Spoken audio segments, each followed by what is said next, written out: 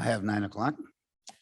I'd like to call to order the Kane County Finance and Budget Committee meeting Wednesday, August 25th, 2021.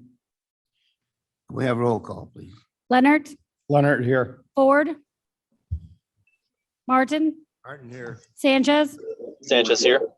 Sturgis, Pepe, Pepe here. Kirog, Jepro, Jepro here. Berman. Berman here. You have a quorum. Thank you. We have no minutes this morning. We'll have those next month. There are no registered speakers. Is there anyone that online that would like to speak? Here's the news at 9. We have 78 degrees, the current reading in downtown Chicago. Is Shepro, Jepro need to be muted. yeah, you should be. In favor? Please report, Mr. Kilborn. And according to Pentagon data, more than 800,000. Good morning. Morning. My report has been included with your packet. There is a new law in the state that was passed and signed that will allow counties to use a higher percentage of commercial paper with our investments. Myself and Carolyn have looked at that and met with at least one broker to discuss how to expand our use of commercial paper under this new law. Any questions of? Just one. Yes. Oh, Yes, Mr. Kilborn, I wanted to thank you once again for redoing that chart. You got it exactly the way I had hoped we could get it. And so I thank you for that. There was only one question I had. I did the calculations myself just to go over those because I kind of like to play with numbers. And I think the demand and investment combined return of 0.48, 48 basis points might be off a little bit. I came up with 0.39. I was wondering if you could tell me how you came up with that figure. Okay, I will get back to you on that and get you, that should be the answer. And I'll get back to Carolyn who puts those numbers down and confirm that answer. Yeah, I just, I went through the calculations. I came up with 0.39 or 39 basis points, which is a little less than 0.4% combined for both. And I was just wondering if maybe I had done something wrong or if your calculation was correct. So I'll confirm our calculation and then get back with you to see how you did yours to see what the difference is. Oh, that'd be great. Thank you very much. And that was combined, the investment and the demand accounts.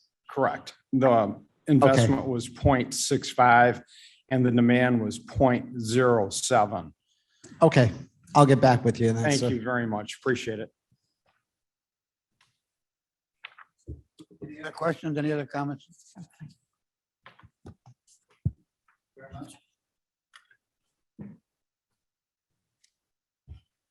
Finance Director report, Mr. Honzek. Good morning, everyone. I have submitted my report and emailed it to you early this morning, so I'm sorry if that it was not included in the packet. Hopefully you have it now. As always, we've included the budget versus actual reports that are through year-to-date July. I've included some comments on the variances on the first few pages of my report. So I'll not go over those. Basically, there's really nothing to be concerned about. Everything is normal or can be explained or might require a budget adjustment at year end. The shared and direct state tax revenue update, we're continuing to see improvements. Overall, we're $6.2 million ahead of where we would have been according to budget. And of course, the budget was based on very conservative figures, not anticipating the pandemic, the recovery from the pandemic to occur as quickly as it did. compared to last year, we're also almost $4.6 million ahead of where we were at last year at this time.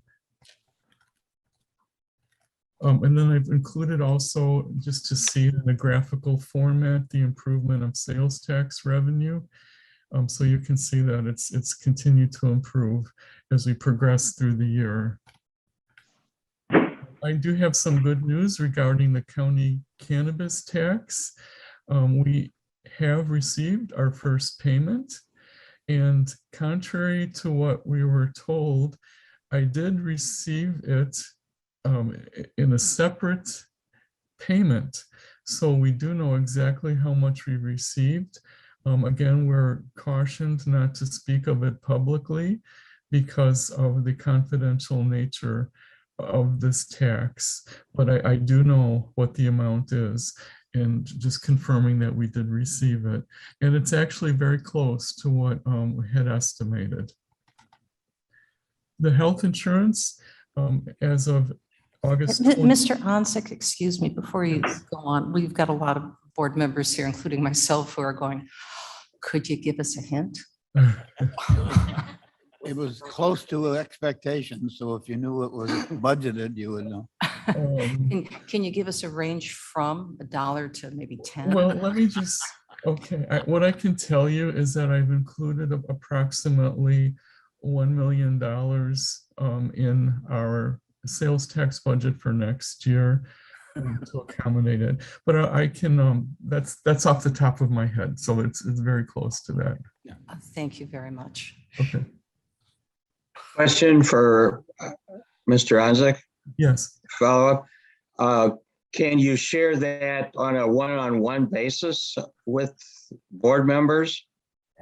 I think so. I think possibly I'll need to double check with state's attorney, but I believe that certainly the board members individually could know the exact amount. So I'd be happy to do that.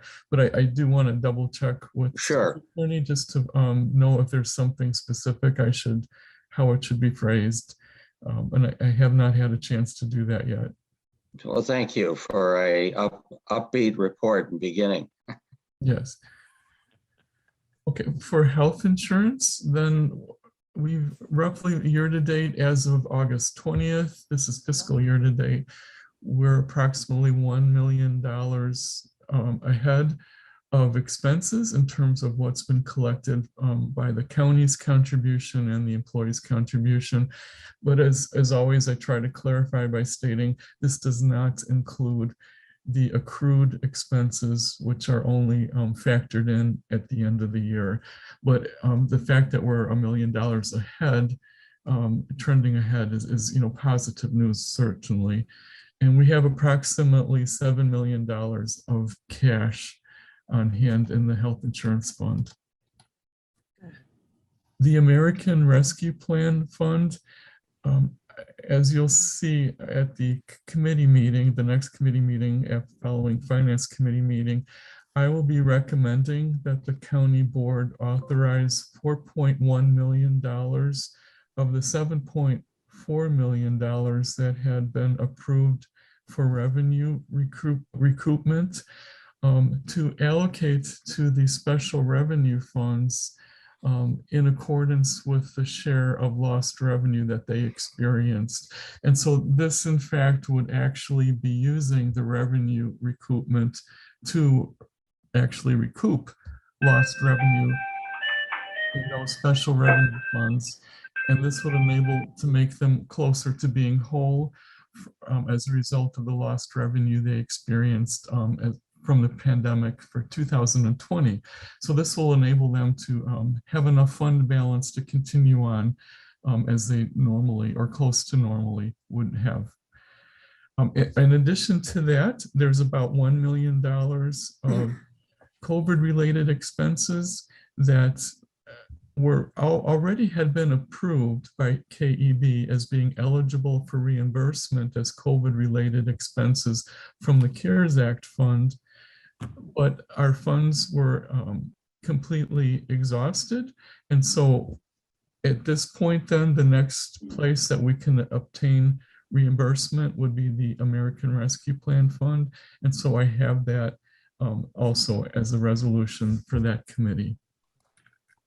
The special reserve fund balance, there's approximately $7.9 million remaining of the payroll reimbursement savings from last year.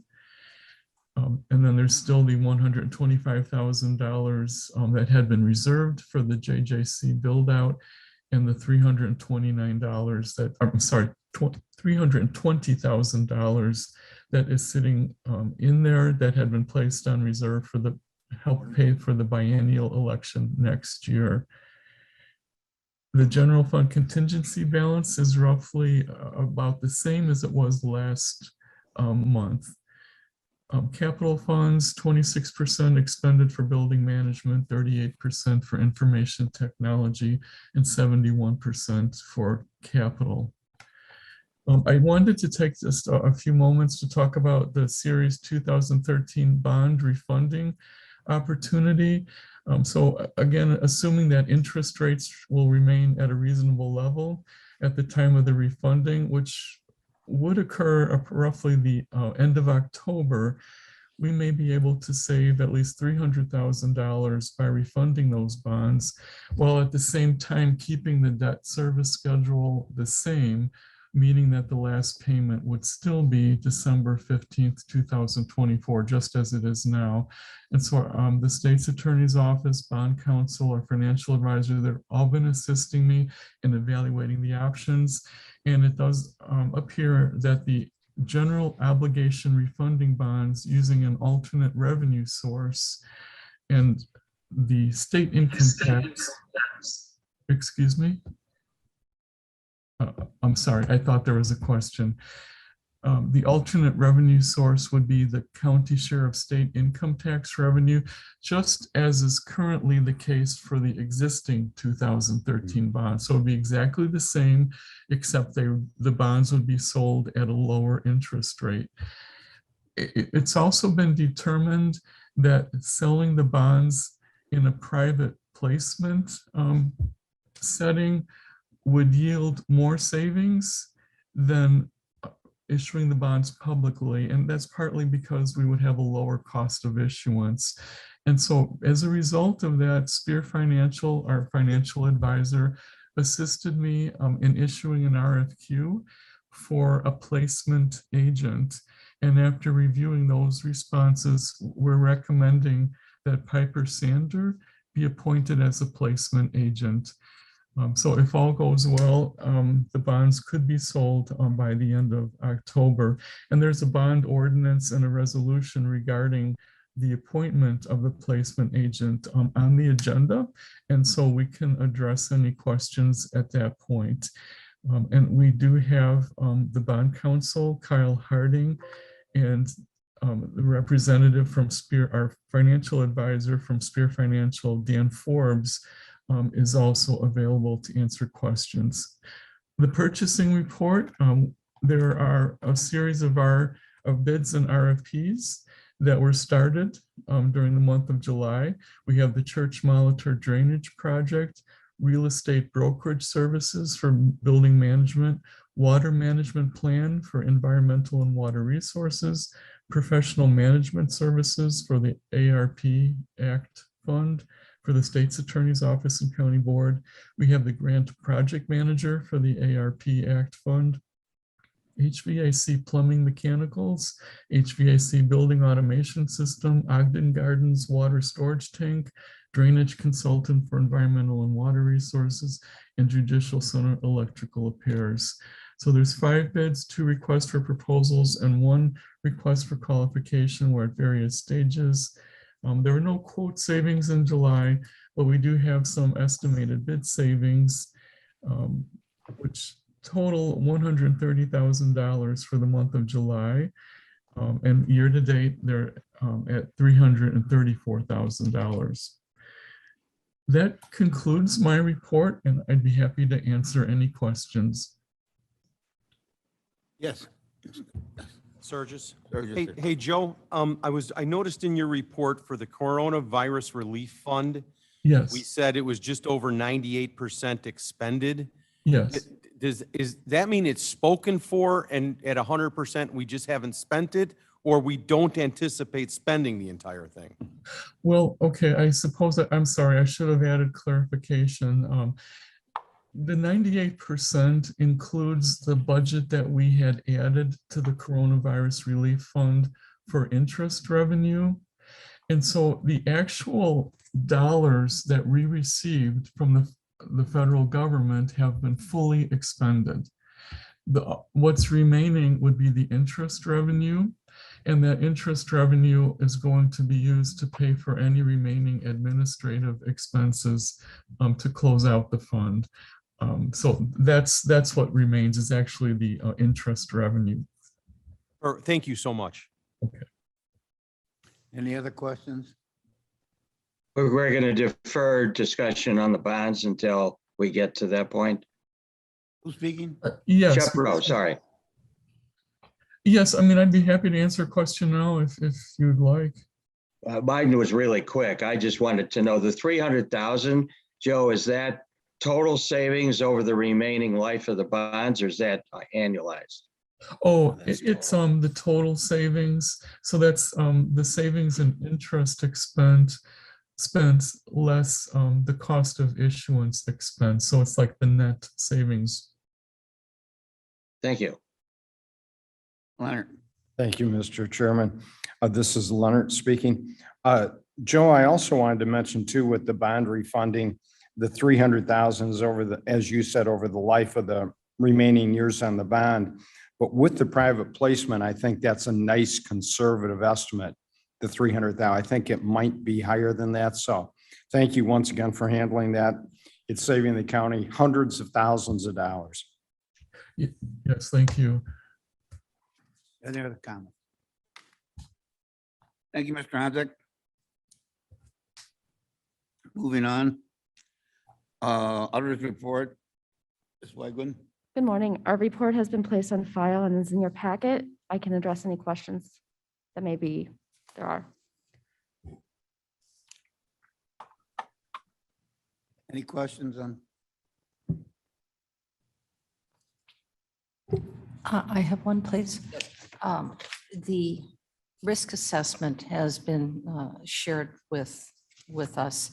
And I was wondering if there is recommendation then from the auditor to what next steps we are to mitigate any risk assessments. Is she working with those departments? So the risk assessment is actually going to be utilized for us to create our audits for the upcoming year. We can certainly take into account anything that the board would like us to audit, but we will just be utilizing that to form our audits going forward. But as far as a management perspective, are you going to make recommendations on how we can make sure that our risk assessment is not high or moderate, it's low, to improve our own management? It's mainly more of a just informational tool. As you're familiar with in the county, a good portion of our higher risk assessment areas are elected officials. And with internal controls, they get to operate their offices however they see fit. And mainly with this risk assessment, the two main criteria that you'll see is budget and employee count. And that's just going to be how it is in those offices. So on paper, they look like they're high risk, but in reality, that's how they have to function. Okay, all right, thank you. Any questions? Any other questions? We now have a presentation been requested.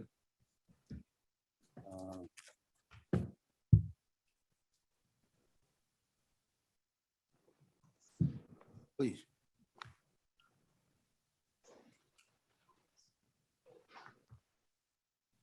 Good morning, Jamie Mosser, your Kane County State's Attorney. We have asked to have the opportunity to come before all of you today to talk about some research that we have done in regards to the financial possibilities that the Kane County Board has to decide upon in regards to the budget. One of the things that I like to say as a part of what I do as a leader in this county is when I notice that there is a problem or we come and we ask for something, I like to come with a solution also. I don't want to just say that we need something and then rely on everyone else to come up with a solution for it. Now, I've been lucky that since I've taken office on December 1st, I've had some fantastic judicial partners. And you'll notice that we have our sheriff here, we have our chief judge, we have our public defender here, because we have been working together to see how we can make our system better for everyone here in Kane County. And as you saw yesterday, that there were a lot of needs that were identified in all of our departments, including trying to increase the income of the people who work in our offices so that we retain the fantastic people who have chosen to make public service their job. And also additional positions that need to be created based on the needs, such as with our mental health, addiction issues, and the lack of resources that has only been exacerbated by COVID. With all of that, obviously comes the question, where will this money come from? And so today I'm going to introduce Vince Coyle. He's one of our assistant state's attorneys. I know that he's come and he's presented to you before. He spent a significant amount of time in our office at the criminal division, and now he's one of our civil attorneys. He comes with a great background because he understands that when we are looking to expand in our criminal division because of cases that are happening, not only from the state's attorney level, from the judge level, the sheriff's department, and the public defender's office, it's because that's a need that we need. In addition to that, our jobs are purely statutory. We have to respond when criminal activity happens. There's no question about that. So with that being said, I'm going to turn this over to Vince, who has done a significant amount of research into alternative potential funding sources that we can look at as a board to be able to properly fund the judicial and public safety portion of our county so that our focus is always on doing better for our community. Thank you. Thank you. Good morning, everyone. So I am going to go through a few different alternative funding sources in this presentation, but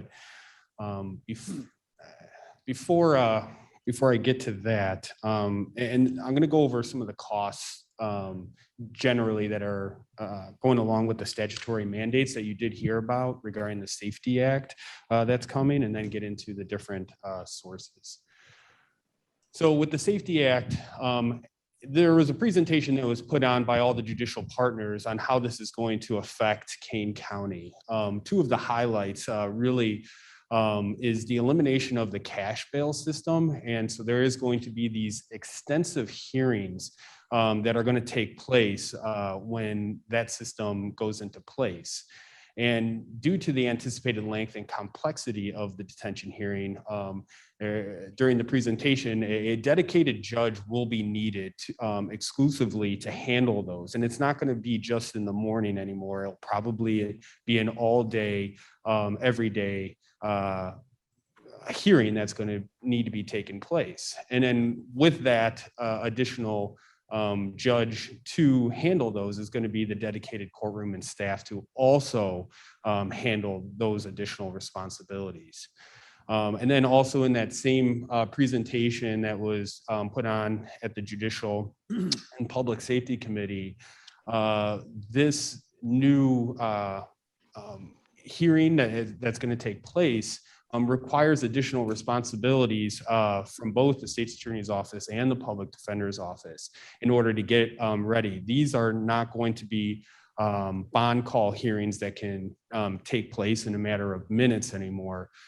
So additional attorneys will need to be required in order to get ready for that. Because now what the statute mandates is that the state's attorney's office will have to file verified petitions.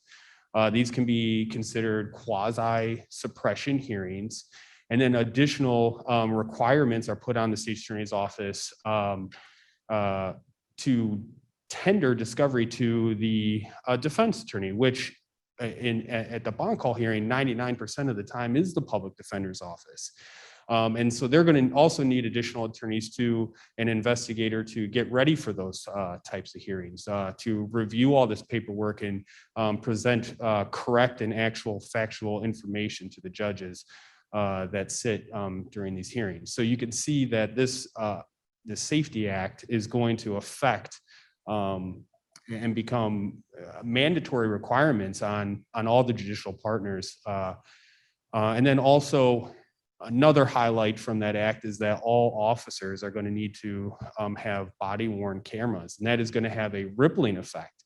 Certainly the sheriff's office is going to need to have every officer have body worn cameras, but every trooper, every municipality, all those officers are going to need to have body worn cameras. And those videos can be later used at hearings and trials and sentencings. And that's going to come with extra costs as well, because there are ethical obligations that come with these videos that the state's attorney's office needs to review all of them, needs to tender all of them to the public defender's office, and they also will have to review all of them. So it's going to require a lot more time.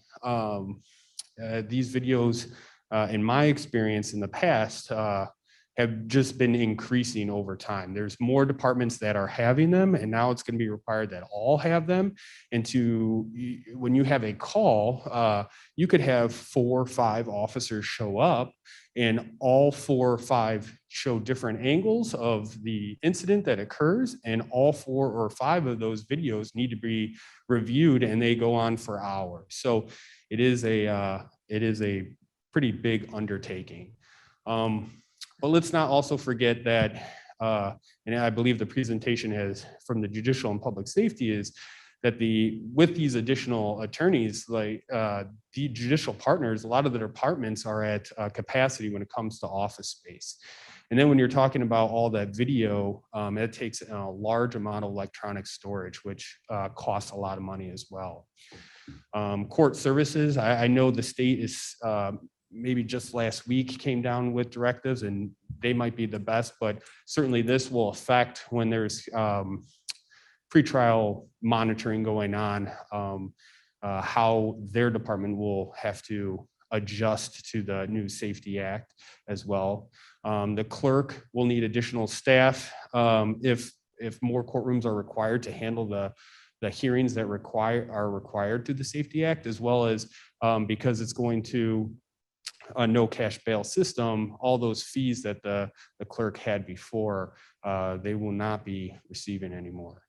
And then the sheriff, any increased training that the Safety Act requires. And then also one of the things is it requires them to have a duty to respond. And I believe in the presentation, the sheriff's office would like to have AEDs in every one of their squads. So, and then also there's going to be future trailer bills that could affect the changes of cost. So that's just a general recap of what the effects of the Safety Act, on top of all the budget presentations you've already heard of the current status of all the judicial partners. And in that committee, the question was asked, how do we handle these costs on from year to year basis? And one of the solutions or suggestions was to somehow set aside 8 to 10 million a year. So I want to go through a few different alternative solutions or things that we can talk about. And this is just to start the discussion and start to look at some of these, a few different things. And so the 3 different things that I'll talk about are the Regional Transportation Authority Tax, the Special County Retailers Occupation Tax for public safety, Kane County Cannabis Retailers Occupation Tax. And I will note now that, and when I go over number 2, it does, that tax can go to multiple different things, which I will get into. So starting out with the Regional Transportation Authority Tax, it's also known as the RTA tax. It's a tax that's imposed on all general merchandise that's sold in the metropolitan area. And the eligible uses for this tax are to generally fund public safety and public transportation. That's what the act allows for. And you can see how it's divided under the eligible uses between the two of them. And note that for transportation, it does fund operating capital, right-of-way, construction, and maintenance costs of other transportation purposes, including road, bridge, public safety, and transit purposes. We did have a chance to have a discussion with transportation, and it's my understanding that a lot of this is used for their capital costs at transportation. And so there is a financial policy that is put in place in Kane County on how this RTA tax is split up. And in that financial policy, you can see how it is divided. It's 10% goes to the general fund to fund operating costs of public safety, 9% used for capital projects relating to the promotion of public safety, 6% to technology. So it's about 25% going to items dealing with public safety, and then 75% goes to transportation, which is my understanding it goes to their capital costs. So that's kind of how it's divided up currently. And just to give you an idea, here are the numbers from the amended budget. This is taken from the budget report, performance report from June 30th of this year. So the prior year total, you can see the numbers there. The total was about 17 million. And then the amended budget, you could see how those percentages add up to the 16 million total. What I was also able to do is go to the Illinois Department of Revenue and look at how the disbursements are actually coming in over the past 12 months. So starting back from July of 2020 all the way to June of this year, those are the monthly disbursements that Kane County is getting from the Illinois Department of Revenue. And so how this tax works is all the sales tax, the certain percentages goes to the Illinois Department of Revenue, and then they figure out how much Kane County gets, and then they give Kane County that money. And so the past 12 months, the total is 18 million, just over that. So if there are adjustments made to this policy, this would be something that the board would have to consider. And this is not us coming to the board and saying, oh, we should just take money from transportation and put it into public safety. This presentation is really just to start the discussion of how the money for the entire county, how we can really utilize and take advantage of everything that we can to increase everyone in Kane County to fund all the costs that are coming. So with that, if there was an adjustment made to the RTA tax, one of the things that the board could also look at is the motor fuel local option tax, which is also known as the county motor fuel tax. And this is revenue that's derived from all gasoline that is sold here in Kane County. And it's based on gallons that are sold. The current tax rate is 4.1 cents per gallon sold.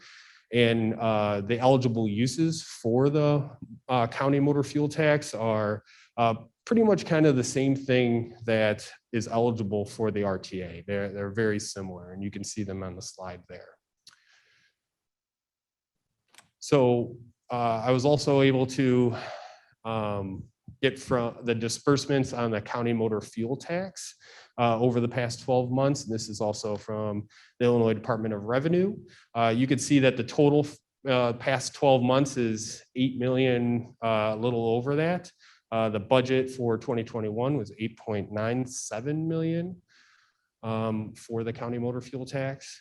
And so if you look at the statute regarding the county motor fuel tax, it allows Kane County to increase this tax from 4 cents to 8 cents per gallon of motor fuel sold. That's the statute that's listed. DuPage County has already taken advantage of this, and they currently are at the 8 cents per gallon of motor fuel sold. And so if you were to apply that to the past 12 months, you would actually see a total amount of 16,300,000 under 92. So if any adjustments are made to the RTA sales tax, this is also something that could help transportation and their capital costs that they need to cover, because transportation is certainly very important, and they need to be involved in this discussion as well.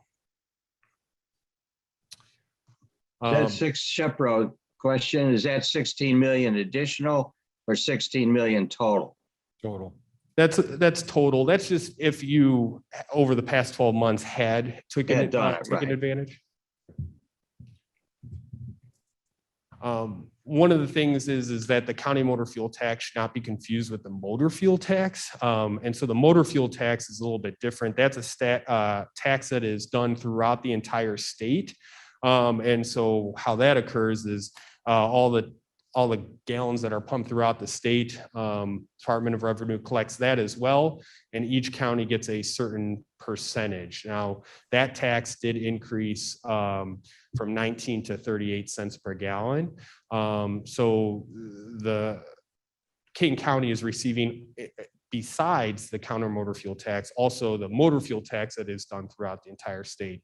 And that tax goes through a whole tree of different items. But they're two different types of taxes that we're receiving. And just to give a quick glimpse as to what we're receiving, this was from our comprehensive report here in Kane County, the original budget versus the actual note that we did receive some grants.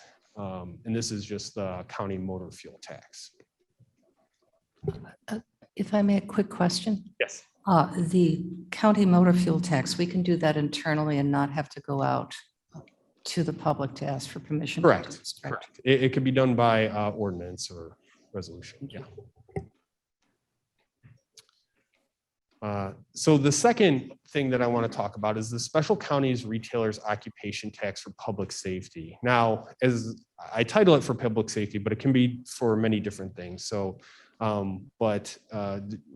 as an alternative source for the judicial partners with all the costs that that are coming, I'm going to aim this presentation towards that. And this is a tax that's done on all tangible personal property that's sold in Kane County.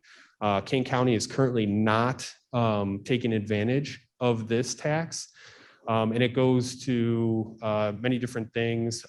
Like I said before, public safety, public facilities, mental health, substance abuse, and transportation. This tax can only be increased by 0.25 quarter% increments at a time, and it has to have a referendum. So if this is something that this board wants to have a further discussion about, to keep in mind, generally what would need to happen is that a resolution would need to be passed 79 days prior to the next primary election. So that would be, you're kind of looking at June of 2022 when this referendum would actually go on the ballot. So 79 days before, this board would have to have some sort of resolution passed for it to go to the clerk. Yes. Could it go into the November election? I don't believe so. So it would have to be a general or a primary. It can't go into any special elections. No, the November. The next year. general Oh, November yes, yes. election. It could, yes. All right, good. Yes. Lost my place. Question, Shepro. Vince, do you know about other counties that have implemented this? Yes, and I am going to get to that with the next slide. So Very good. here's a list of all the counties that are currently taking advantage of this tax. So as you can see, it's outlined all the counties there, all the different types. So you got public safety, public facility, mental health, substance abuse, transportation. What you should note is that every county that is taking advantage of this tax is using it for public safety. You could see different counties, in addition to public safety, are taking advantage of it for different items as well, such as public facility and transportation. And I believe there's one more slide. Yeah, Winnebago is also using it for mental health. So with these different counties, it also has a different amounts or percentage of the tax that they are using. What I was able to do is go to the Illinois Department of Revenue. I just tried to pull different counties that I thought were of note. There on the right. It has their rate, and then it has their prior 12-month total that they received from this tax. So Peoria, note that their rate is at 50.5, but they received 8 million. Kendall is currently taking advantage of this. Theirs is at 1%, and they received a total of 11 million. Champaign is at 0.25. They received a little over 4. We are bigger than Champaign County. I believe we're about the 5th biggest county in the state of Illinois. And the number of counties that are taking advantage of this is 40 counties. And I believe that's about a little over 100 counties in the state total. So quite a significant amount of counties are taking advantage of this. So yes. Question, Vincent Shepro? Sturgis here. Based on the slide that you just showed, how, and I may have just missed this, how much are you asking in comparison So how much are we to asking? recommending? So what we would have to do is we can only do it in 0.25 increments. So to So start 0 it. to 0.25. So correct. Got it. Yep. And so that's why I kind of pulled these different counties here, and Champaign County is taking advantage of the 0.25, and that's the amount that they received over the past 12 months. Question, Shepro? So does that mean Winnebago had to do 6 referendums to get to 1.5%? Yes. Wow. I believe Okay. that's correct. And I can certainly research that too, but that's my understanding.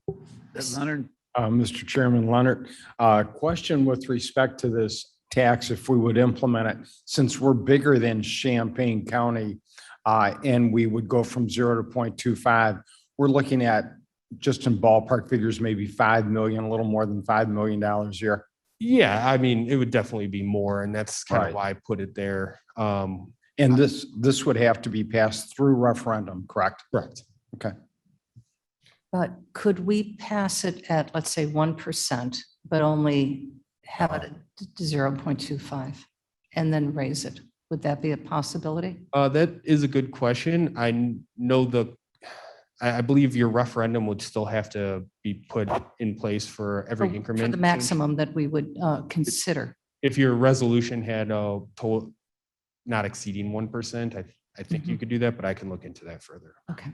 So excuse me, what Madam Chair is asking there, I think, is can we start out at higher than 0.25% on the referendum? And what you're saying is overall, we could say ultimately we want to get to 1% or 1.5, but it would be in 0.25 increments. Is that correct? Correct. Correct. Well, Shepro, I thought you were saying you were going to have to look into that. You aren't saying it today, or are you? Right. I would have to double check that, but I do know the statute specifically says you can only increase it by 0.25. All right. Any other Well- questions? Okay.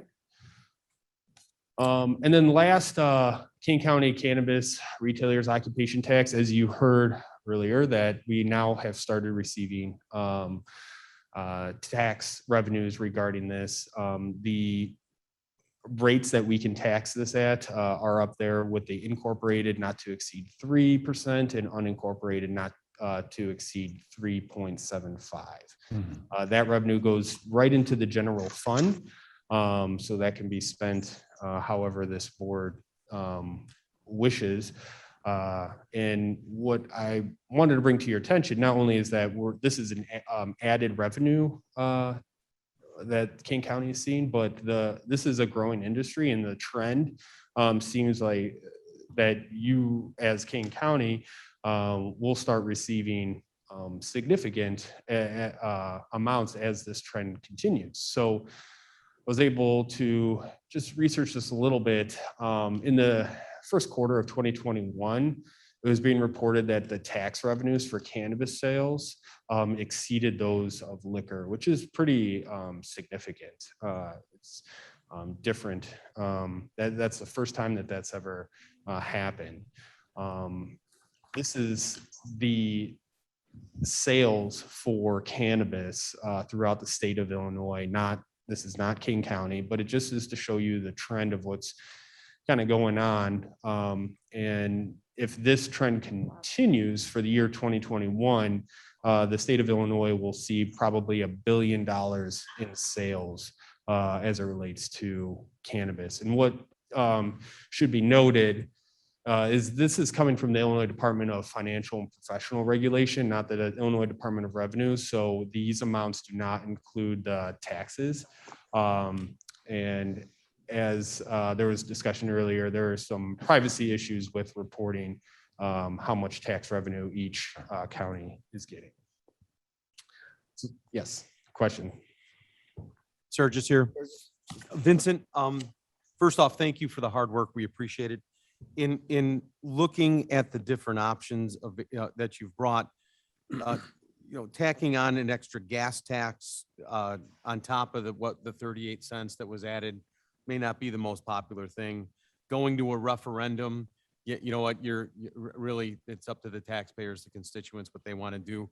But this cannabis thing, you know what, I unless I'm mistaken, when we had our very lively discussions, not only the first year, but in the second year of how we were going to spend this, I don't think we earmarked that money. And I think this would be a great place for that.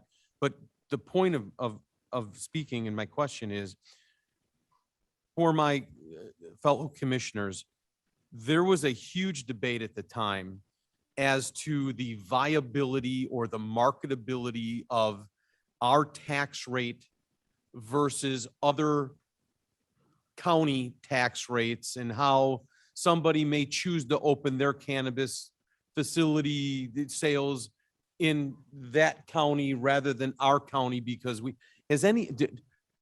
I think it might bear fruit to look at that now that we're a year or 18 or 24 months down the road to say, does that matter at all? Are people really making their decision based on a tax rate for the sales tax, or are they really looking where the market is being driven? And am I saying that properly? I think so. And we were afraid. We suppressed it a little bit, because we didn't want to be uncompetitive. sure. Well, if we're past that now, can we revisit that, or should we, or are we at the maximum? I don't know the answer. We're at 0.75% is always. Yeah, we're the max. increased. We're at the maximum now? We're at 3.75 is a max. Then my soliloquy means nothing. I retract. Thank you. Leonard? Yes. Thank you, Mr. Chairman. Leonard asking a question or summarizing. If I could, Vincent, I'd just like to summarize briefly what you've presented here. Increasing the RTA tax from 4 cents to 8 cents could increase the revenues by about $8 million a year. Well, what you need to take into effect too, and we had a great conversation with transportation, is there is, a trend going towards electric cars and that sort of thing. So you may see a trend of gas being pumped go down. So I don't want to say, yes, it's definitely going to be $8 million, but We're just using some suppositions here. I guess what I was trying to do is get to a combined total.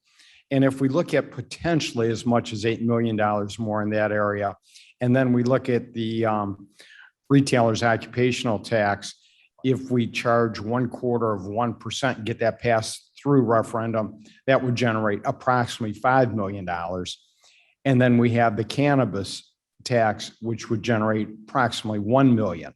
So what you're basically informing us is there are opportunities to generate somewhere between 13 and $15 million of additional revenue.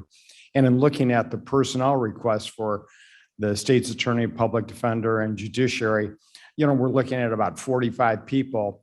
And to me, that probably equates to about $4 million a year.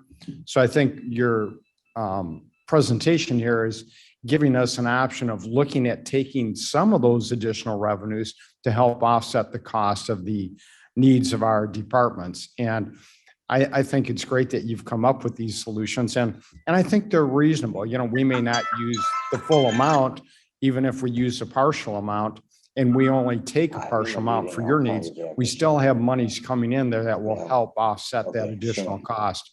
which will probably be about 4 million or better a year. Yes, Okay. Bill, on the Mine. Surges, on the marijuana, yes.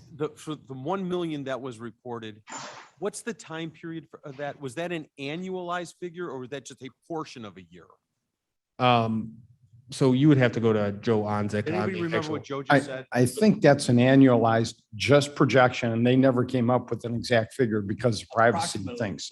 Approximate, yes. Approximately 1 year. Okay. You know, keep in mind that we're certainly in the budget process, we're going to have other requirements.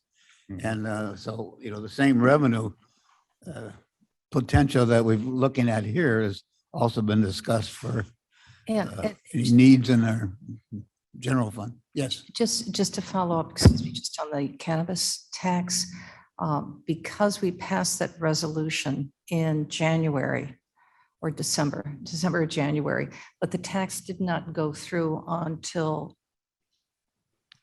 April. May, yeah, May was the first. So we've missed the first quarter in unincorporated tax. Right. So I just wondered, was that a projected amount or just the actual for that snapshot? Well, I didn't understand. I think, Nobody got that. I mean, the municipalities didn't get that until that date also. okay. And it's a Question, future Shepro? projection. Well, we just received the tax, Yes. because we did not have unincorporated tax available to us until April of this year. Because there was no tax at that point. You were still investigating. And then we raised our tax rate for municipal to the full amount in that same time frame. Question, Shepro? Bro. Yeah, Bill, this is, I guess, for you. So the summary, the 8 million for the sales or for the RTA, the gas tax, was the 8 million additional or would that be the total revenue then from that source? Additional, because it would go from 4 cents, which is generating Okay. about 8 million right now, So to 8 that's- cents, which would generate that's an- 16 million. So that's an additional, and then obviously the 5 million of the sales tax would be new. And now the million, as I understand it, though, we've already adopted that at its maximum rate. Correct. Yes. That's correct. I have a question. Martin, I'm sorry. I think I recall years past when I was working with the judicial partners to arrive at the manner by which we'd handle the RTA sales tax, that there is a structural limitation on that if in fact we begin to trend too strongly away from directly supporting transportation, that we place the collection of that tax in jeopardy, or it's diminished. Is that the case or not the case, or am I? So that's not my understanding.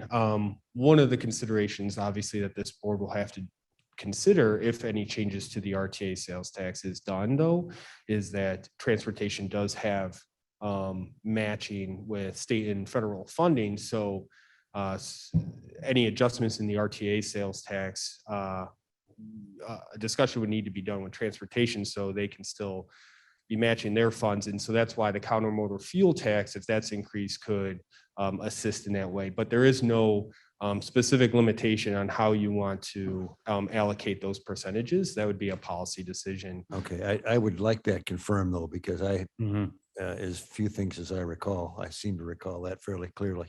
Yeah, I that did there make some phone calls to different counties, and different counties do allocate it in different ways. So All right, and to Dale's point before, this is, everybody's looking at the same potential pot. So if to the degree we adjust these formulas, it's like squeezing the toothpaste. It's got to come out someplace. correct. Yeah, thanks. The one thing, if I may, we have to be aware, and Vince already mentioned that the trend line for motor fuel tax is going to go down within probably the next 5 to 10 years as electric cars continue to increase. Consumers buy electric cars. So we can't really count on that money to be sustained. And there may have to be a new model created for transportation as that goes forward, because as that tax goes down, so will their availability for match grant funds. Yeah, and if I may just piggyback on that. And so if you look at these different options, the special retailer's occupation tax is kind of like a solution further down the road because you have to go to referendum. And certainly taking advantage of the county motor fuel tax would be more of a quicker solution to alleviate some of these costs. So it's obviously just a beginning discussion in all this. And certainly if you have any other research that you would like us to do, we can do. Question, Shepro. First, a question about the cannabis tax, and notwithstanding Mr. Surges withdrawing his query, I suspect it still might be relevant with respect to choices yet to be made. So I guess I would still be interested in if our tax is higher than competitive with the surrounding counties, because obviously if there are, as I think we anticipate, there will eventually be more potential licensees. That still seems to me could be a relevant question in terms of future growth in that revenue source. And secondly, do we have information about referenda on the county sales tax that have been proposed and failed as opposed to those who have adopted? For Kane County specifically or any? No. I mean, I know we haven't done it, but I mean, you have a one, and by the way, I just, your presentation is so informative. I thank you for the work that went into it. You have the list of everybody who has adopted it. And frankly, looking at some of those counties, I'm personally astounded that a referendum passed. But I'm wondering what the track record is across the state of proposing and getting it and proposing it and not getting it. That I don't know the exact answer to, and I can try to find that out. Mr. Leonard? Thank you, Mr. Chairman. Vincent, one other thought that I have with respect to financing additional needs, and I do consider what the state's attorney, public defender, and judiciary needs as needs, not as wants. I think one other thing that we have to keep in mind, these are just suppositions, projections that could possibly happen. We may get some of that, we may get none of that or part of it. And if we take a percentage of that, like I was saying before, maybe $1 million or $2 million, if we do have appreciation in those areas, fine. We're still going to have to make up the other $1 million or $2 million. I would recommend and suggest that we look at our American Rescue money over a many year period to allocate money to the needs of the county first. And I think mental health, addiction, and domestic violence are much higher priorities for this county than anything else. So I would recommend that in the American Rescue Plan, we look at allocating some of that money, not for 1 year, but over a number of years to help with this increased need. So if I can just respond to that just briefly. So the only issue with the American Rescue Plan funds is it can't be used as any kind of like rainy day savings. So all the money that this county receives from the American Rescue Plan has to be allocated by the year 2024. So if you're sure, it can be allocated for short-term effects, but if you're wanting to be sustainable. It's a very good point. I think what we're going to find, as we did with the Coronas Fund, is they may extend that too. It could be instead of 3 years, it could be 4 or 5. Whatever it may be, I think there's a way that at least for the reasonable short period of time, we have other options to consider too, but we need to look at every option and find a way to handle these needs. Yes. And if I may, going back to Mr. Shepro and Mr. Surgis's question about the tax rate for other counties, all counties that I'm aware of, Lake, DuPage certainly, Cook, have raised it, implemented their tax to the maximum amount allowed by law. So we are at equal to those other counties, not less than. And people are not going to drive 25 miles to save pennies on the dollar because of the cost of gas to buy their cannabis needs. I mean, Yeah, I agree. it's just, I agree. you go to your neighborhood, you go to North Aurora, you go to Elgin, you go to Aurora, to locally, Right. which we welcome. Comment, Shepro. I think the other thing that is a reality, whether it's actually true or not, is I hear all the time from people, well, you've got this huge amount of money from the federal government. Why would you need to ask us for a tax increase? And while there are obviously reasons why you don't want to try to link permanent programs to a temporary funding source, nevertheless, I think that's going to be a major issue in the minds of many of the voting public.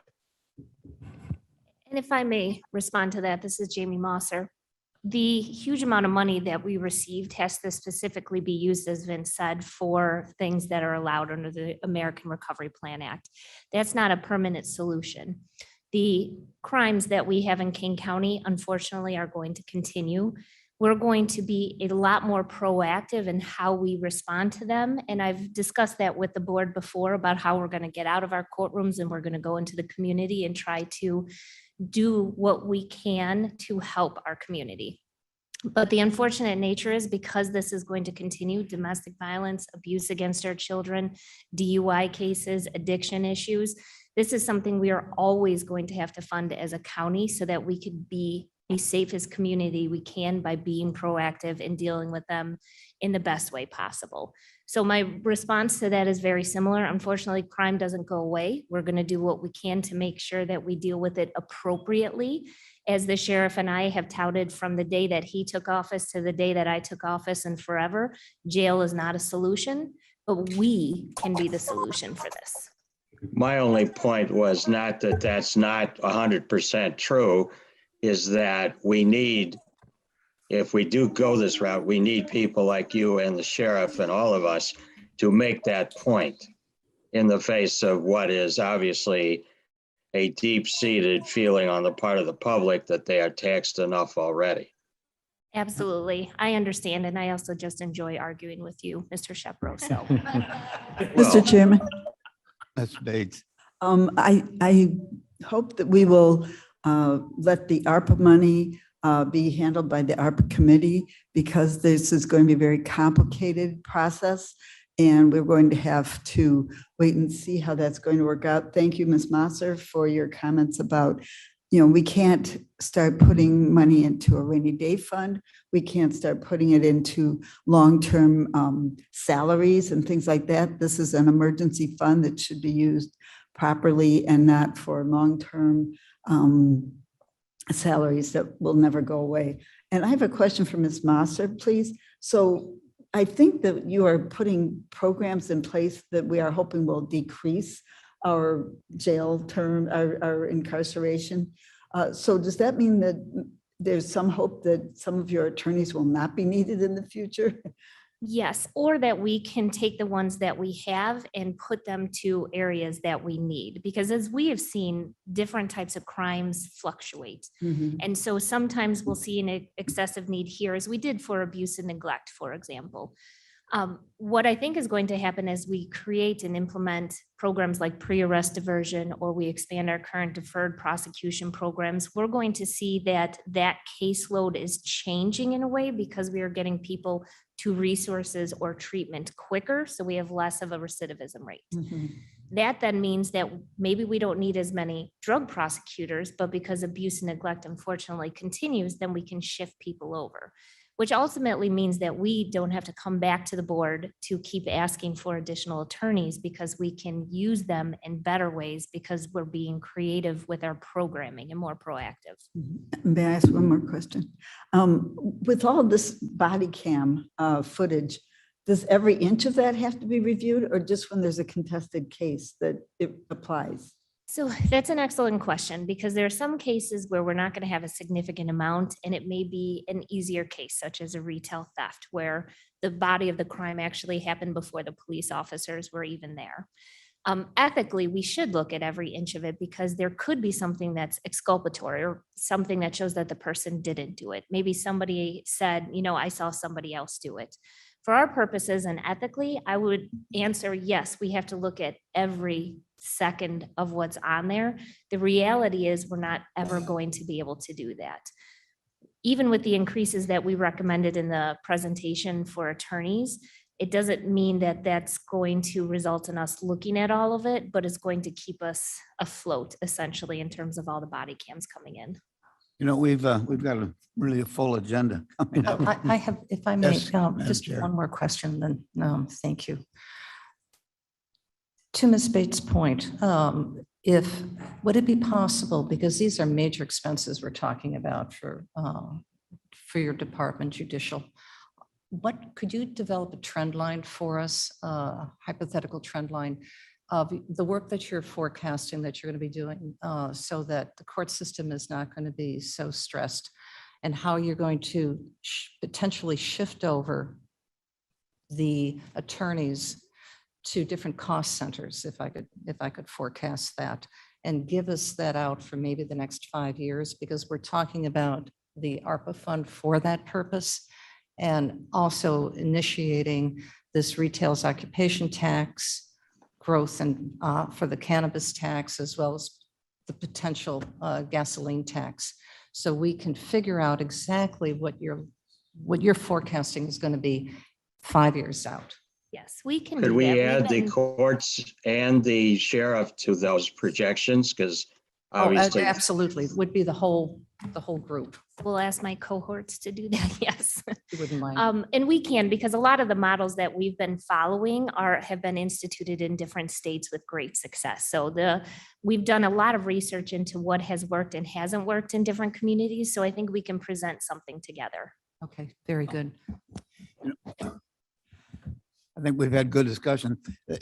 Looking at our committee of the whole meetings that we've had and talked about each department and what the requirements are going to be and what they'd like to see. And from a budgeting standpoint, we've got a great deal to look at, as well as the judicial system. So there's a lot that goes into our discussion and where the revenue is going to come from. Right. But as far as I think we've completed our discussion today. We need to move on with our agenda. Thank you very much. Thank you. Well done. Good job. Oh, under new business, Resolution A, authorizing fiscal year 21 budget adjustment for business analysis. Seconds. Hey, Clint, before you guys leave really quick, item for discussion on this. Okay. We're hoping that the business analysis portion that Jamie and Human Resources is bringing forth is embraced by our cohort partners and given a fair shake, if you will. We are always in this situation where we want budget monies, yet we don't control those county-wide electeds. And this is really one of those opportunities where Vincent's model and the consultant that's come, if we can mend these all together and do this with open arms rather than, this would really be a great opportunity. Who's the cohort? Like Teresa Barrero? That's a good point. Penny? Looking forward to it. Not only that, just on a side note, we're starting a strategic agenda planning that starts first September 2nd. Madam Chair, others, you are involved in that, so it's just the timing is perfect. So, Kane and I will talk. So between the chief judge, the state's attorney, the sheriff, we appreciate all, everybody's participation in this and should this pass, thank you. Thank you. Sorry, I didn't want them to leave the room without being able to grease the wheels a bit, so. All right, we have a motion moved by Ford, seconded by Ford, Leonard. seconded by so we have discussion on this. Roll call, please. Ford, Yes. Leonard, Leonard, yes. Martin, Yes. Sanchez, Surges, Surges, yes. Tepe. Deputy, yes. Sanchez, yes. Thank you. Hey, Berman, Berman, yes. thank you. So Item necessary. B, a resolution authorizing a budget adjustment for the Office of Emergency Management. Leonard moves. Leonard moves, Ford second. Ford second. Discussion. Roll call, please. Ford, Yes. Leonard, Leonard, yes. Martin, Yes. Sanchez, Yes. Surges, Yes. Tepe, Yes. Berman. Berman, yes. Passes. Item C, a resolution establishing a special revenue fund 413, adopting a budget for the CDBG CV program, adding special revenue funds to an existing line of credit. Do we have a motion to approve? Burgess moves. Burgess moves. Leonard second. Leonard seconds. Discussion?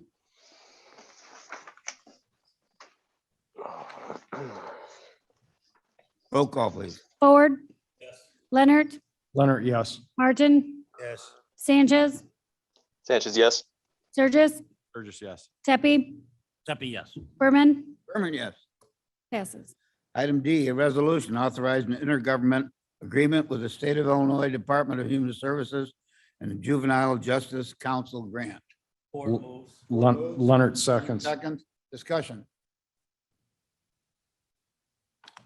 Roll call, please. Ford, Yes. Leonard, Leonard, yes. Martin, Yes. Sanchez, Sanchez, yes.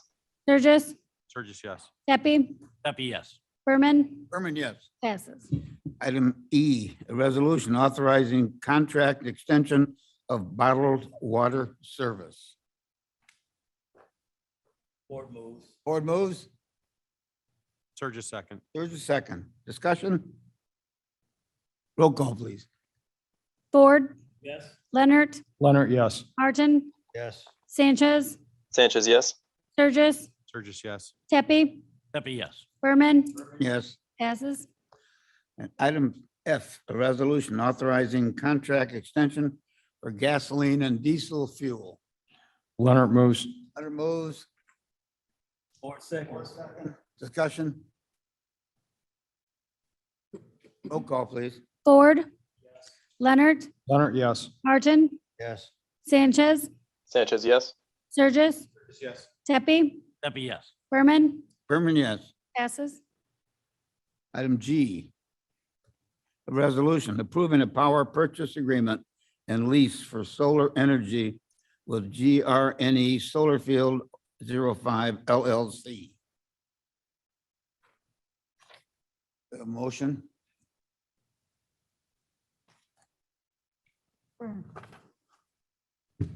Martin. Martin moves. Leonard seconds. Leonard second. Discussion?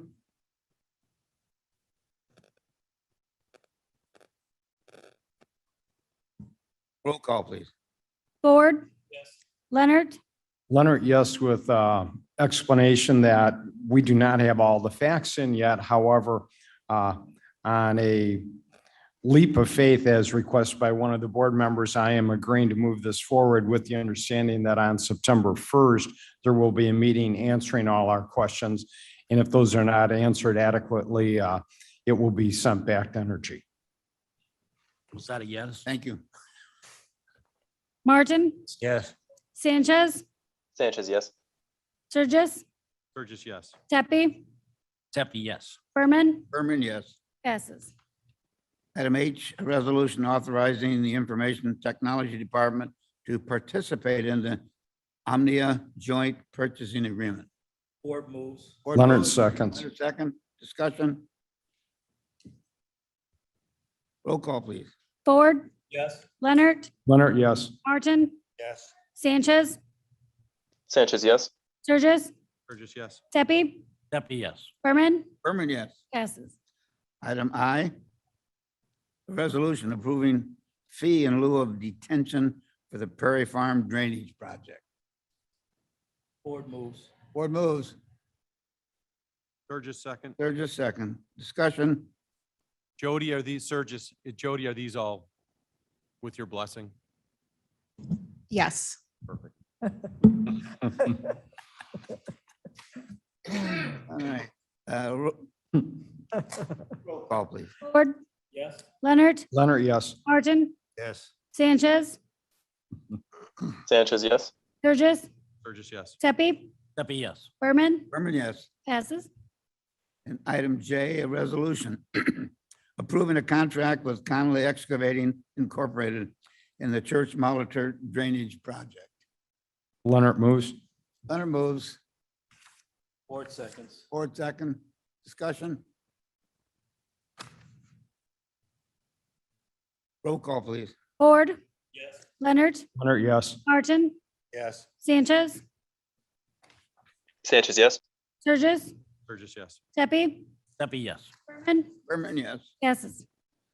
Item K, a resolution authorizing a contract with Integral Construction Incorporated for the construction of the Ogden Gardens Water Trust Water Storage Tank and Building. Martin moves. Martin moves. Ford second. Discussion.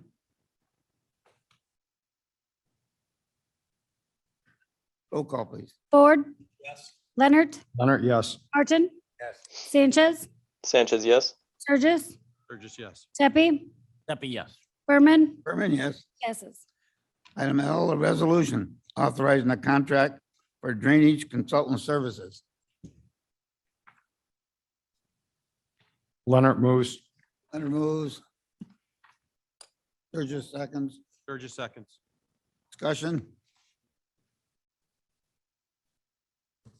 Roll call, please. Ford, Yes. Leonard, Leonard, yes. Martin, Yes. Sanchez, Sanchez, yes. Sturgis, Berman, yes. Yes. Oh, Tepe, Pepe, yes. Berman, Berman, yeah. Yes. thank you. Page 2, item M. A resolution authorizing contracts providing 2022 dental, vision, and life insurance plans. Burgess moves. Leonard seconds. Sturgis moved, Leonard second. Discussion. Roll call, please. Ford, Yes. Leonard, Leonard, yes. Martin, Yes. Sanchez, Sanchez, yes. Sturgis, Burgess, yes. Tepe, Pepe, yes. Berman, Berman, yes. passes. Item N, a resolution authorizing Blue Cross Blue Shield as Kane County's group health benefit provider, Burgess moves. 2022. Sturgis moves, Leonard seconds. Leonard second. Discussion. Roll call, please. Ford, Yes. Leonard, Leonard, yes. Martin, Yes. Sanchez, Sanchez, yes. Sturgis, Burgess, yes. Tepe, Pepe, yes. Berman, Berman, yes. passes. And item O, a resolution approving the 2022 monthly health and dental contribution. Burgess moves. Leonard seconds. Sturgis moved, Leonard second. Discussion. Roll call, please. Ford, Yes. Leonard, Leonard, yes. Martin, Yes. Sanchez, Sanchez, yes. Sturgis, Burgess, yes. Tepe, Pepe, yes. Berman, Berman, yes. passes. And item P, a resolution canceling the 2021 annual employee wellness biometric screening due to COVID-19. Burgess moves. Sturgis moves, Leonard seconds. Leonard second. Discussion. Roll call, please. Ford, Yes. Leonard, Leonard, yes. Martin, Yes. Sanchez, Sanchez, yes. Sturgis, Burgess, yes. Tepe, Pepe, yes. Berman, Berman, yes. passes. And item Q, a resolution authorizing appointment of private placement agent for the sale of general obligation refunding bonds, alternate revenue source. Leonard moves. Ford seconds. Ford second. Leonard moves. Everybody's got the resolution which was included. Yes. Any other discussion? Roll call, please. Ford, Yes. Leonard, Leonard, yes. Martin, Yes. Sanchez, Sanchez, yes. Sturgis, Burgess, yes. Tepe, Pepe, yes. Berman, Berman, yes. passes. And item R, an ordinance authorizing the issues of not to exceed 9,750,000 general obligation revenue bonds, alternate revenue source, of the county for the purpose of paying the costs, refunding certain outstanding bonds in said county, providing for the pledge of certain revenues to the payment of principal and interest on the bonds, and for the levy of property taxes sufficient to pay such principal and interest if the pledged revenues are insufficient to make such payment, and providing for the sale of the bonds to the purchaser thereof. Leonard moves. Steffi seconds. Leonard moves, Steffi second, discussion.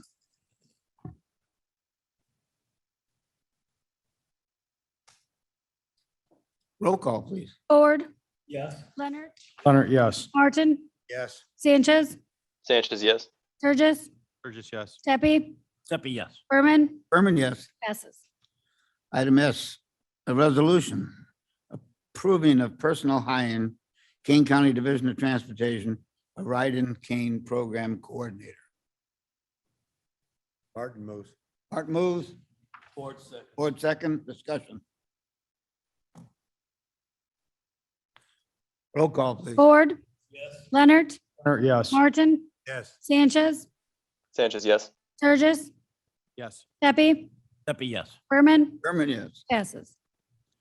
And item T, a resolution approving of personnel replacement hiring, Kane County Division of Transportation, a highway maintainer.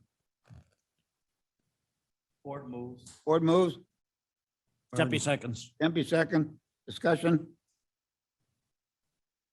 Roll call, please. Ford, Yes. Leonard, Leonard, yes. Martin, Yes. Sanchez, Sanchez, yes. Sturgis, Yes. Steffi, Steffi, yes. Berman, Berman, yes. passes. Item U, a resolution authorizing approval of personnel replacement hiring as needed for the building maintenance, building management and information technology department. Ford moves. Martin seconds. Martin second, discussion. Burgess, not entirely comfortable with the as needed language, but willing to vote yes. So, Any other discussion? Duly noted. Roll call, please. Ford, Yes. Leonard, Leonard, yes. Martin, Yes. Sanchez, Sanchez, yes. Sturgis, Burgess, yes. Steffi, Steffi, yes. Berman, Berman, yes. passes. Item V, a resolution approving the July 2021 claims paid. Leonard moves. Leonard moves, Ford second. Ford second, discussion. Mr. Chairman, I want to compliment you on not running out of the alphabet this month. Good. Darryl. You've been practicing. Roll call, please. Ford, Yes. Leonard, Leonard, yes. Martin, Yes. Sanchez, Sanchez, yes. Sturgis, Burgess, yes. Steffi, Steffi, yes. Berman, Berman, yes. pass. And we have some additional business. Jody Walneck on Mill Creek. Thank you. I sent out an email on Monday to the committee members regarding the Mill Creek SSA refuse and recycling contract. Due to timing, it won't be able to come back to Finance and Budget Committee. We would like to bring it to the September 1st Special E&E Committee and then directly to Executive Committee. We have Jennifer Jarlin online that will give some more background. Hi, can you hear me? Yes. Hi, everybody. Thank you for squeezing this in here. Firstly, this is a contract that we do have done historically since the beginning of the special service area, Mill Creek. And we do this to provide the best cost, best service to the residents of Mill Creek for their curbside trash, recycling, and organics collection. And so it is not a cost to the county at all. The bill goes directly to the residents from the chosen contractor. And we extended that last year because of COVID for 1 year past the contract date. And so this is a new bid that has gone out. We have 4 bidders that have submitted. And because we were delayed in getting that bid out because Blackberry Township has a proposed potential future referendum for franchised hauling of trash and recycling throughout the township unincorporated. And because of those discussions and the state's attorney's review of the situation, we ended up going out to bid later than expected. That's why we're crunched for time here at the end. Also because while this contract ends on October 30th, the board approval, if we don't do this special E&E meeting and run from there, it would be only 14 days for any new contractor to get in there and switch bins out and do all that, and they just need more time. So what we're hoping is that we can bring it to the Special Energy and Environmental Committee on the 1st and then run it from there to exec on the 8th and the board on the 14th, so that we have a good month and a half to do that transition. So what we're looking for from you today is just verbal confirmation from the Finance Committee that that's okay with you, that we can go in that order for board approval on the 14th of September. Thank you. Thanks. We're looking Mr. for a Chairman, consent- Shepro? Mr. Shepro? Yeah, I would ask unanimous consent that the board take no action formally, but that endorses the timeline and procedural outlined by Ms. Wolnick and her colleague. That would require no motion or vote other than the absence of objection. I think I don't feel we need a motion. I think all we need to do is ask if there's any objections to this. If That's what I just did. objections, we'll move ahead with it. That's what I just said. He said it. Yeah, but Dale did it much more succinctly. Move or make a motion to do that. I don't know. No. I asked unanimous consent that without objection, the timeline outlined would proceed. There we go. We need a motion to ask for no motion. No. No. Oh my gosh. I withdraw. Okay. Do what you want. We couldn't get through it without you having some comment anyway. Yes. All right. Strike I it have from no the old minutes. business. Do we have a motion to replace our reports on file? So moved by Leonard. Leonard move, Martin second. No discussion. Roll call, please. Ford, Yes. Leonard, Leonard, yes. Martin, Sanchez, Surges, Sanchez, yes. thank you. Tepe, Yes. Berman, Yes, passed. to the best of my knowledge, we do not need an executive session. I move for adjournment. Did I hear a move for adjournment? I move. Pete Kenyon. All in favor, yeah.